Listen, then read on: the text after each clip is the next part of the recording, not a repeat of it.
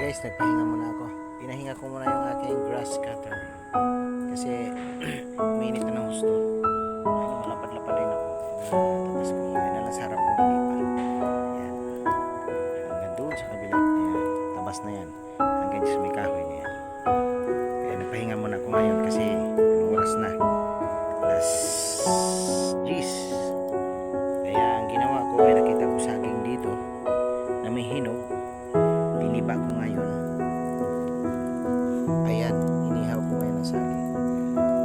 Ayan guys, inihaw ko. Kakainin ko mamaya pag naluto. Kaso lang yung saging ko na nilagay doon, kinain naman ng mga alaga ko. Kaya walang natira. Kaya yan ang lang natira na kinuha ko kanina. Nakalimutan ko itabi. Mamaya kakainin ko yun guys. Kasi nagpapahinga lang ako dito. Ayan, malapit na maluto. Malapit na maluto ang inihaw na saging. Ayan o. Kunti na lang, maluluto na. Ayan guys, luto na.